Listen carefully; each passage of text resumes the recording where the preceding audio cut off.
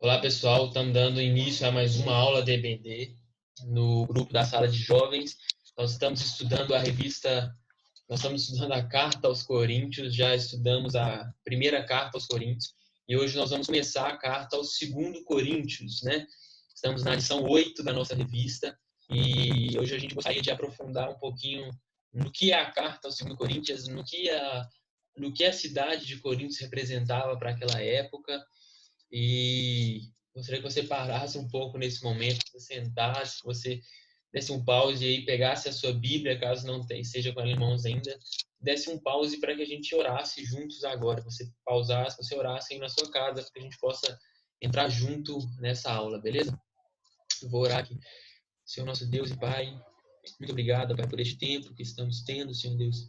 Muito obrigado porque mesmo em meio a uma pandemia, Pai, podemos ainda assim nos comunicar como irmãos em Cristo. Pai, obrigado por essa ferramenta que temos e porque podemos estudar juntos a Tua palavra que é santa, verdadeira, Pai, que traz vida às nossas almas, Senhor Deus, e que reanima o nosso espírito também. Te peço que eu fale com cada pessoa que vai estar vendo esse vídeo, Senhor Deus, com cada jovem da nossa classe, que eles possam ser alimentados pela palavra do Senhor. Eu te oro em nome de Jesus. Amém, Deus.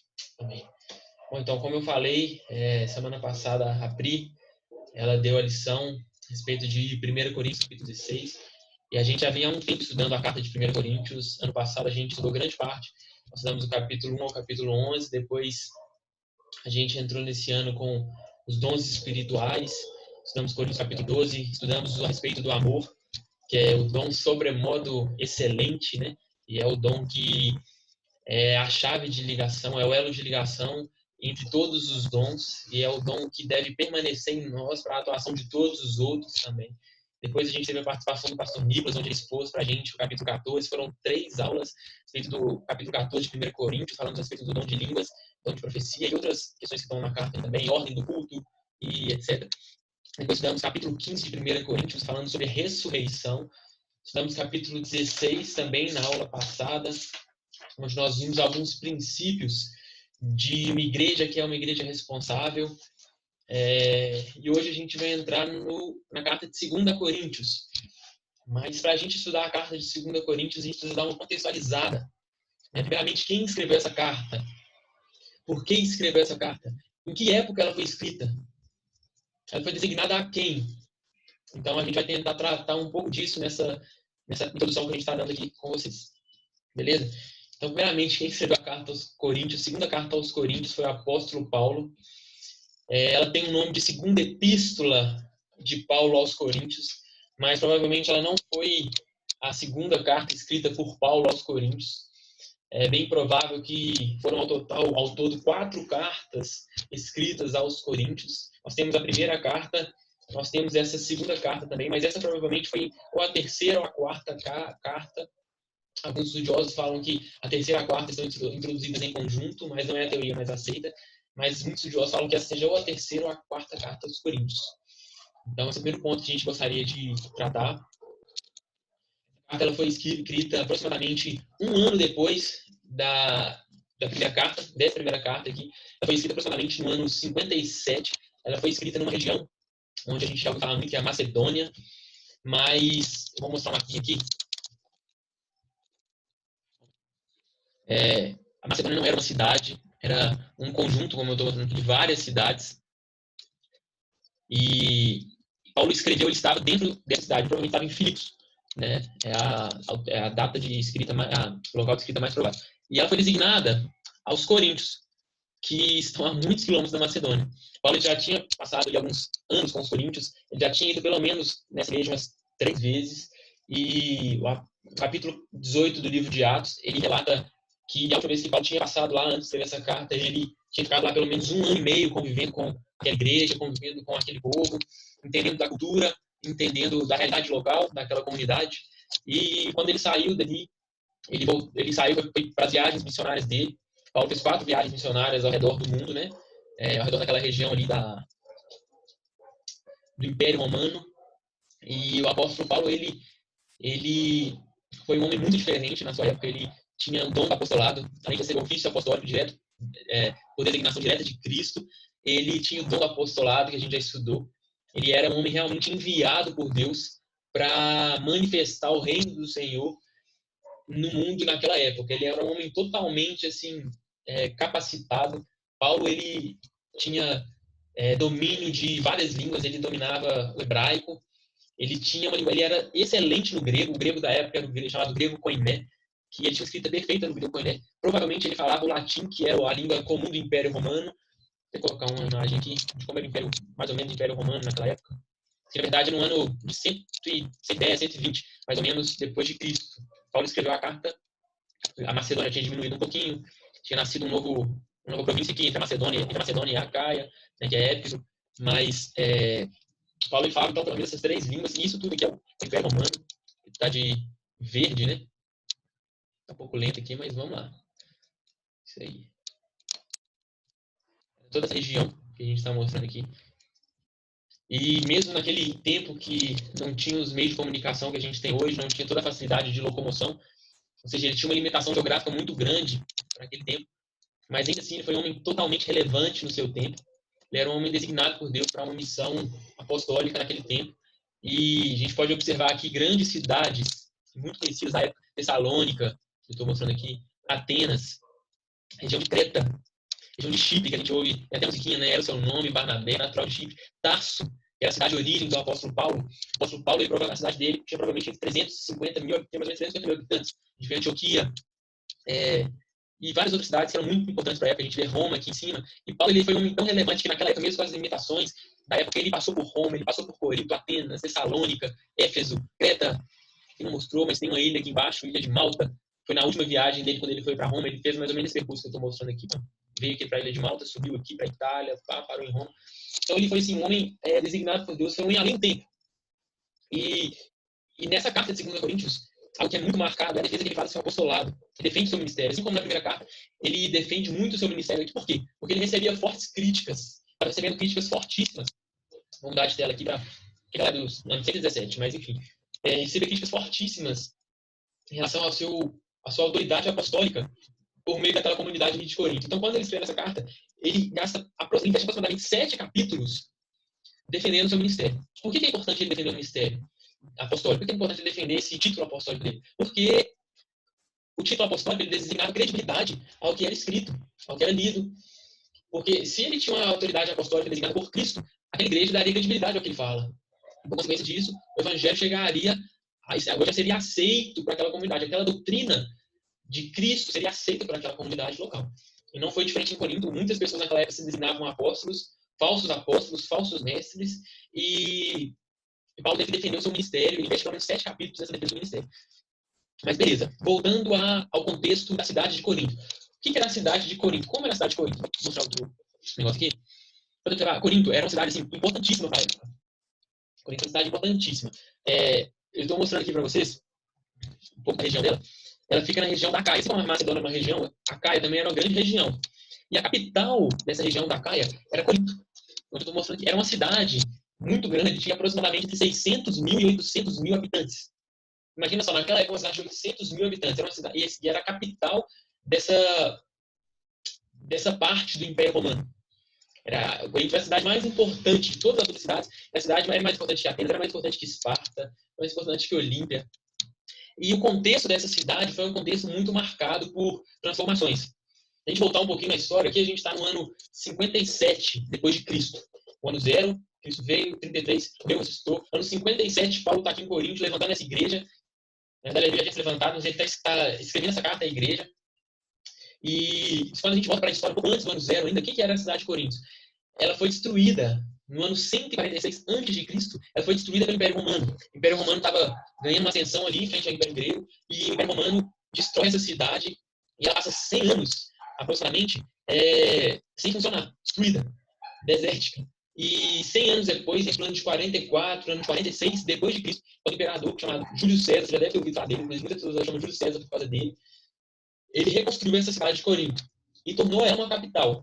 E entre o ano de 46 e o ano de 57, aproximadamente 10 anos, 10, 11 anos, essa cidade ela prosperou muito. Ela prosperou muito, ela cresceu tanto que chegou a ter 800 mil pessoas morando nessa região. 800 mil habitantes. Né? E por que era uma cidade tão importante? Bom, ela era uma cidade muito importante porque ela era um polo comercial. Como vocês podem observar aqui, de toda a região de terra, de toda a região geográfica aqui, ó, de terra, a região mais fina, essa região aqui, que passa aproximadamente 5 quilômetros de Corinto. E essa região aqui é a mais fina, nessa parte que eu estou mostrando. Vou pegar um paradinho aqui. Essa região aqui, ó. Opa, essa região tinha aproximadamente 6 quilômetros, a parte mais fina. Tinha 6 quilômetros de terra. E essa região de água aqui em volta era uma região muito perigosa para a navegação daquela época. Então, essa região aqui ó, era uma região muito usada para transporte de carga, para locomoção de pessoas, era um polo comercial. Então, a cidade de Corinto cresceu assustadamente em tão pouco tempo e virou a capital da Acaia, de toda essa região aqui. Ó, de toda essa região aqui. Entendeu? Então, pessoal, retornando aqui, a gente teve um probleminha rápido com o som, mas já consertamos. Corinto era uma cidade assim, muito relevante, extremamente relevante. E era a capital de toda essa região da Acaia aqui, ó, onde abrangia todas essas grandes cidades, Atenas, Esparta, Olímpia. A capital era Corinto, de toda essa Acaia, ou seja, uma cidade muito relevante. Como eu falei, essa pequena, a região mais fina, passava bem próximo de Corinto, que tinha só 6 quilômetros de extensão. E nessa região onde eu estou passando o mouse, ó, esse cais aqui, ó, essa abertura que era onde ficavam os barcos. Esse cais, ele chegava a ter entre 150 e 200 metros. Olha a grandeza desse cais. Chegavam barcos de até 40 metros de extensão. Então, imagina 40 metros, ou seja, um prédio de aproximadamente 14 andares. Imagina um prédio de 14 andares deitado andando. Imagina a magnitude daquele porto, a magnitude da movimentação que passava aqui por toda essa cidade. E voltando aqui para todo o Império Romano, né, para a gente ver um pouco mais da dimensão dela, Corinto era a quarta cidade em termos de população, a quarta maior cidade de todo o Império Romano. Perdia só para Roma. Roma era a capital de todo o Império. Perdia para Alexandria, tá aqui embaixo, ó. Deu um bugzinho aqui, mas peraí. Alexandria era a segunda maior cidade, e Antioquia, a terceira maior cidade, e a quarta cidade era Corinto. Então, observa a extensão. Uma ficava em um polo, outra tinha outro polo, outro polo, e Corinto era central. Então, imagina o fluxo de pessoas que passavam aqui. E nesse espacinho de terra aqui, ó, passavam... naquela época era muito comum competições de atletismo. Então, a gente vê muitas figuras de linguagem que Paulo utiliza na sua carta em relação ao esporte, em relação a atletas. Ele fala, completei a carreira, ele fala muito de corrida, né?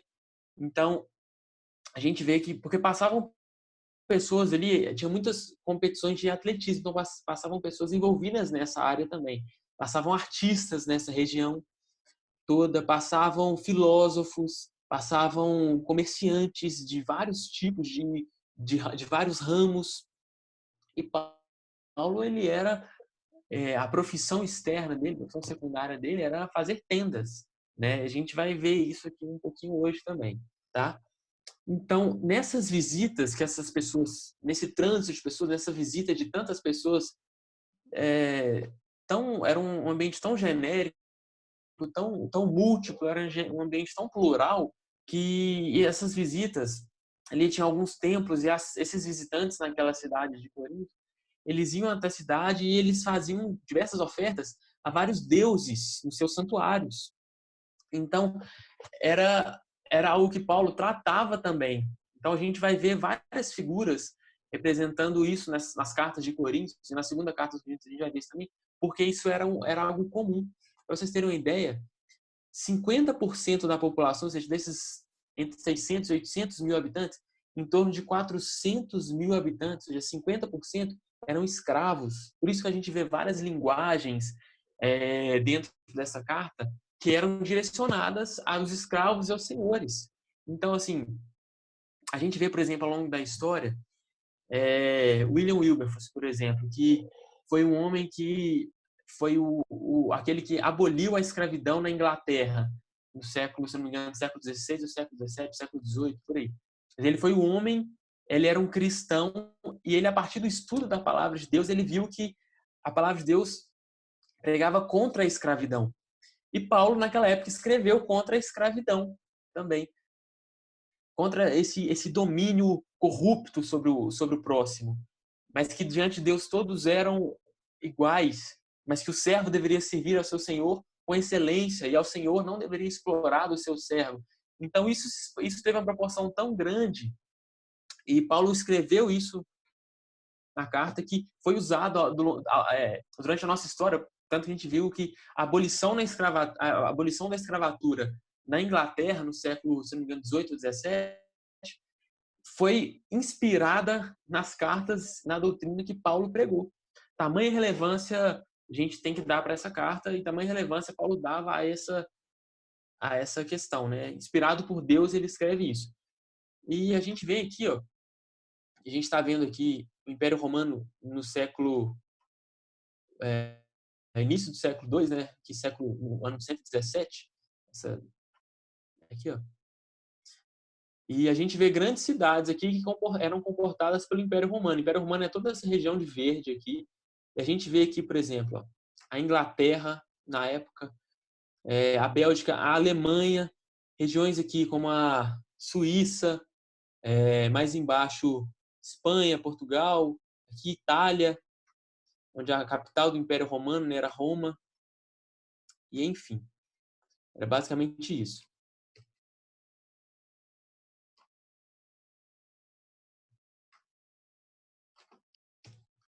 Então, beleza. E além disso também, um termo que era muito comum nessa época, nessa região de Corinto, tinha um termo que as pessoas usavam, que era o termo corintianizar.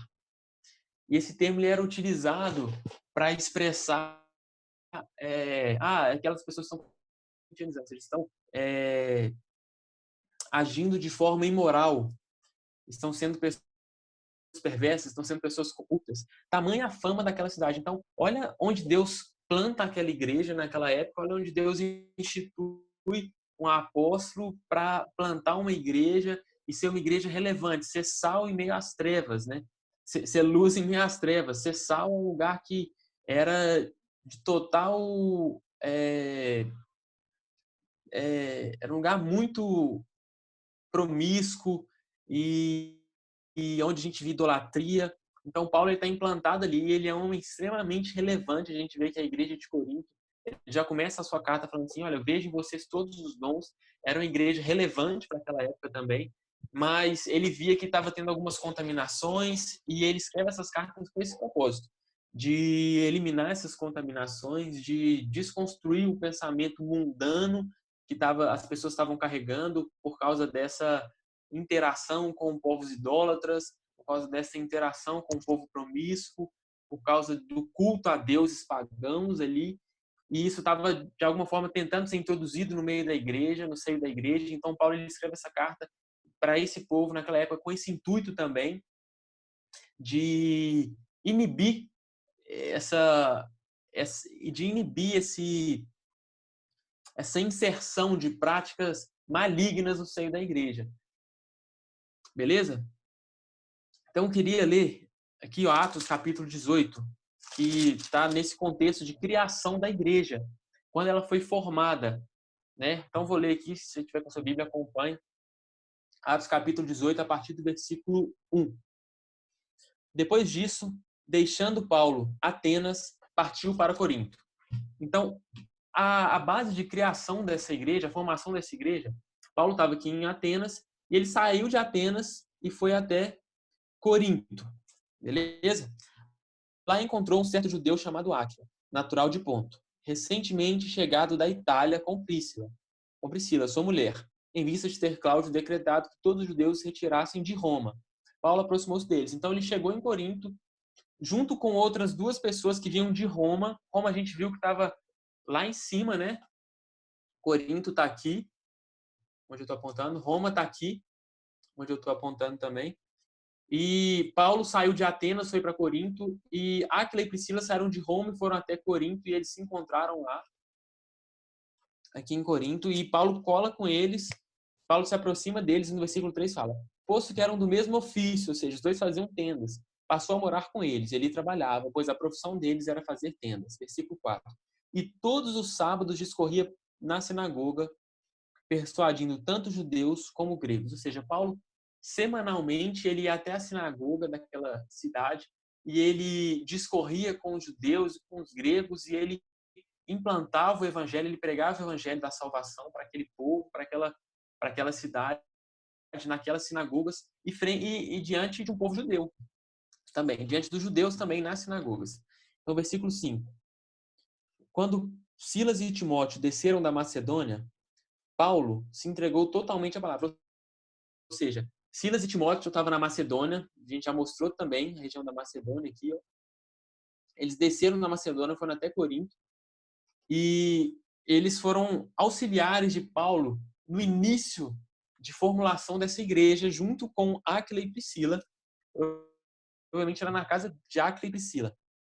Então eles se dedicaram, Paulo se entregou totalmente à palavra, de forma a toda semana discorrer nas sinagogas e pregar o evangelho entre os primeiros cristãos ali também, naquela região. E ele testemunhava aos judeus que o Cristo é Jesus. Versículo 6. Opondo-se eles e blasfemando, ou seja, os judeus daquela região ali se opondo a Paulo e blasfemando, sacudiu Paulo as vestes e disse-lhes: sobre a vossa cabeça o vosso sangue, eu deles estou limpo, desde agora vou para os gentios. Ou seja, Paulo falou: olha, eu vim para cá, estou pregando, estou discorrendo para vocês há um tempo, mas eu estou vendo que vocês, judeus, vocês gregos, não estão, vocês estão blasfemando, vocês estão tratando de forma jocosa, vocês estão tratando de forma que não é digna de receber o evangelho, então eu cansei, vocês estão blasfemando, eu cansei. Sobre a vossa cabeça esteja o vosso sangue, eu deles estou limpo. Desde agora eu vou para os gentios. Então eu estou falando, eu vou sair daqui, dessa região, vou pregar para os gentios, vou pregar para outras pessoas que nunca ouviram falar do evangelho, porque vocês, judeus, vocês gregos, vocês ouvindo, vocês estão blasfemando. Aí olha o que acontece depois. Isso no processo de formação daquela igreja. Versículo 7. Saindo dali, então, saindo disso, tinha acabado de acontecer esse episódio dele falar isso. Saindo dali, entrou na casa de um homem chamado Tício Justo. Esse homem era temente a Deus. E a casa era coligada à sinagoga. A casa era contígua à sinagoga. Versículo 8. Mas Crispo, o principal da sinagoga, creu no Senhor com toda a sua casa. Ou seja, Paulo tinha acabado de ter esse episódio, de ficar indignado, de cansar daquela situação. Mas ele continua pregando e ele prega para um homem chamado Crispo, que era o principal da sinagoga. E aquele homem que era o principal da sinagoga, ele se converte. Ele se arrepende de seus pecados, ele confessa a Cristo. E não só ele creu, mas ele e toda a sua casa havia crido. Aí ele fala, também muitos dos coríntios, ouvindo, criam e eram batizados. Então, mediante aquele desânimo todo, Paulo continua pregando e ele é reanimado com esse feedback que ele recebe. Nossa, o principal da sinagoga converteu. Muitos outros dos coríntios criam também, eram batizados. E no versículo 9 fala, teve Paulo durante a noite uma visão em que o Senhor lhe disse, não temas, Paulo, pelo contrário, fala e não te cales. Ou seja, Paulo que tinha, a princípio, cansado, Deus, ele vem em uma visão para Paulo e fala, Paulo, não temas, não pare, continue, não se cales. Versículo 10. Porquanto eu estou contigo, Paulo, e ninguém ousará fazer-te mal. Porque eu tenho muito povo nessa cidade. Deus falando com Paulo, Paulo, eu tenho muito povo nessa cidade, então fala, não pare, não se cale, porque eu estou contigo. Persevere com essa igreja, persevere com os irmãos aí, persevere pregando aos coríntios, porque eu tenho um propósito para esse ambiente, para esse lugar de trevas, eu quero que a minha luz esteja implantada aí. Versículo 11. E ali permaneceu 1 ano e 6 meses. Então, depois de você falar isso, ele permaneceu mais 1 ano e 6 meses ensinando entre eles a palavra de Deus. Tamanho amor que Paulo passou a ter por aquele povo. Então, ele passou 1 ano e 6 meses ali conhecendo aquele povo, envolvendo com a cultura, discorrendo entre aquele povo o evangelho, pregando, exortando, ensinando a doutrina do evangelho por 1 ano e 6 meses. Isso é muito tempo, porque Paulo ele não ficava esse tempo todo nas cidades que ele ia. A gente vê alguns relatos que ele passou, quando ele foi para Éfeso, ele ficou em Éfeso aproximadamente 3 anos, E talvez seja o maior tempo que ele ficou no lugar pregando, né? E depois ele vai para Corinto e fica 1 ano e 8 meses. Então, 1 ano e 6 meses. É muito tempo naquele tempo, né? Beleza. Então, beleza. Nesse processo de formação da igreja ali, passou por tudo isso, mas ele teve ajudadores. Inclusive, Timóteo foi um dos que foram um braço forte ali, auxiliando ele nesse processo inicial, tá? E na sequência desse texto de Atos 18, vou ler versículo 12. Quando, porém, Galho, que era o procônsul da Acaia, ou seja, ele era o procônsul de toda essa região aqui, né? Olha como é que a notícia se espalhou, como é que foi muito relevante o evangelho ali. Levantaram-se os judeus concordemente contra Paulo e levaram ao tribunal, dizendo: este persuade os homens a adorar a Deus de modo contrário à lei. Ou seja, os judeus daquela época se voltaram a Paulo, se voltaram ao procônsul de toda aquela região da Caia, acusando Paulo de pregar contra a lei dos judeus. Ou seja, ele está falando: Paulo está aqui atrapalhando a continuidade da nossa sinagoga. Ele está vindo dentro da nossa sinagoga, está pregando. E só que vai lembrar, a gente tem que lembrar que Paulo era um judeu. Era um judeu e a Bíblia fala que ele estudou aos pés de Gamaliel. Paulo ele era um rabino. Paulo era um cara extremamente estudado. Ele conhecia a lei a fundo. Então, Paulo ele tinha plena noção do que ele estava fazendo. As pessoas estavam indo contra Paulo porque as pessoas não creram em Jesus. Esses acusaram Paulo e tudo mais. Mas Paulo ele tinha ciência do ministério que Deus tinha designado ele e da revelação de Jesus e do chamado apostólico dele para aquele tempo. Então, vamos continuar. Versículo 14. Ia Paulo falar quando Galho declarou aos judeus: se fosse com efeito alguma injustiça ou crime de maior gravidade, ó judeus, de razão seria atender-vos. Ou seja, ele está falando: se realmente isso que Paulo está fazendo fosse um crime, eu iria atender vocês, iria prender Paulo, iria expulsar ele. Mas, versículo 15, mas se é questão de palavra, de nomes e da vossa lei, tratai disso vós mesmos. Eu não quero ser juiz dessas coisas. E expulsou todos do tribunal. Então, todos agarraram Sóstenes, que era o principal da sinagoga, e o espancavam diante do tribunal. Galho, todavia, não se incomodava com essas coisas. Então, a gente vê os episódios que passaram nesse ponto inicial aí. Nesse ponto inicial. Então, passado essas coisas, Paulo, depois ele vai para Éfeso, continua sua viagem missionária, né? E passa por várias regiões. Aqui, né? Ele sai de Corinto, parte para Éfeso e continua sua viagem missionária por vários lugares. E isso está no ano 50, 51, início da década de 50, da era cristã. Quando ele está formulando essa igreja, né, junto com Timóteo e os outros auxiliares. Ele vai para Éfeso e depois ele continua sua segunda viagem missionária. Depois ele vai para Macedônia e 5 ou 6 anos depois, ou alguns anos depois, ele, depois de algumas visitas a Corinto, né, ele escreve essa carta, beleza? No ano de 57 foi a data de redação. Muitos estudiosos falam que foi entre o ano de 54 e 57 onde ele redigiu essa carta e enviou ela. Ele estava provavelmente em Filipe, na Macedônia, quando ele enviou essa carta para Corinto. Ok? Então, agora aqui eu queria estar lendo para a gente finalizar esse primeiro momento de estudo da carta da segunda epístola aos Coríntios. Queria estar lendo 2 Coríntios, capítulo 1, versículos 1 e 2 e discorrendo um pouquinho sobre o texto. Ok? Versículo 1. Paulo, apóstolo de Cristo, pela vontade de Deus, e o irmão Timóteo. Então, Paulo ele já começa essa carta aqui fazendo questão de expressar que ele era o apóstolo de Cristo, e não pela vontade de qualquer homem, mas pela vontade de Deus, designado por Deus, apóstolo de Cristo Jesus. E ele fala, e o irmão Timóteo. Ele não fala, e o apóstolo Timóteo. Ele fala, e o irmão Timóteo. Naquela época, como eu falei, estavam surgindo pessoas que se diziam apóstolos também. Então, Paulo ele faz essa diferenciação para deixar claro que a função apostólica era designada por Cristo, como a gente já estudou nos dons, ali, que esse ofício apostólico, Cristo ele tinha designado, então, Paulo apóstolo de Cristo, pela vontade de Deus, e o irmão Timóteo. E a gente vai ver que ele investe 7 capítulos, 7 primeiros capítulos, ele investe nessa carta aqui na defesa do seu ministério apostólico, porque demandava, para que as pessoas recebessem a palavra, demandava que a palavra dele tivesse credibilidade. E só teria credibilidade se ele fosse um apóstolo de Cristo. Então ele começa essa carta defendendo assim, Paulo, apóstolo de Cristo Jesus, pela vontade de Deus, e o irmão Timóteo.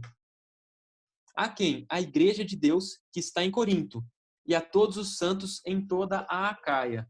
Então ele fala que ele designa essa carta realmente a igreja de Corinto, que tinha crescido assim assustadoramente, que era uma igreja que tinha se fortalecido, mesmo em toda aquela pluralidade, né? As raízes daquela igreja eram raízes firmes. E Paulo adverte a igreja várias vezes, mas ele fala que ele escreve essa carta à igreja que está em Corinto e a todos os santos de toda a Caia, ou seja, a carta se estendia a toda essa região aqui. E a gente sabe que não tinham, Corinto não era apenas, não era a única igreja daquela região. Tinha outras igrejas, inclusive a igreja mais próxima de Corinto, eu não vou lembrar o nome da cidade agora, mas ela ficava a 15 quilômetros. Então a gente sabe que essa carta ela se estendia para toda a igreja que estava no entorno daquela região e por toda a Acaia. A gente sabe também que os irmãos eles se reuniam nas casas também naquele primeiro tempo, né?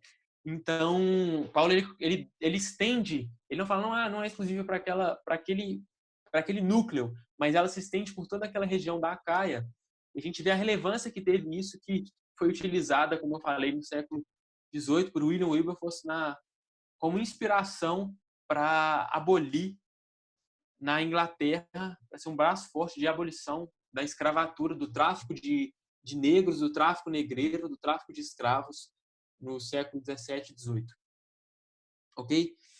Aí no versículo 2, já finalizando esse estudo, Paulo continua: graça a vós outros e paz da parte de Deus, nosso Pai e do Senhor Jesus Cristo. Ou seja, ele deixa claro que Deus ele é o nosso Pai celeste e da parte do Senhor Jesus Cristo também. Então, eu queria ter dado essa introdução aqui para vocês sobre o contexto dessa igreja de Corinto, eu quis mostrar alguns mapas também para que a gente tivesse noção das distâncias que ele percorria, do quão relevante ele foi para aquela época e de como Corinto era um centro, como eu estou até apontando aqui, ele era um centro das grandes cidades daquela época e era um polo comercial ali, tanto que o cais ali, como eu falei, ele comportava barcos de até 40 metros, de um prédio de 14 andares. Tamanha grandeza era esse fluxo de pessoas aqui e a importância daquela região. E Deus designa esse apóstolo para aquela época, um homem capacitado por Deus, enviado por ele nesse ministério apostólico para expandir o reino naquela região também, o reino de Deus, o evangelho da salvação ali, do nosso Senhor Jesus Cristo. Amém? Então, dada essa introdução a respeito do livro em si, do apóstolo Paulo e da dinâmica da cidade, queria deixar 2 desafios para que semana que vem a gente possa inserir na lição e adentrar um pouco mais no livro.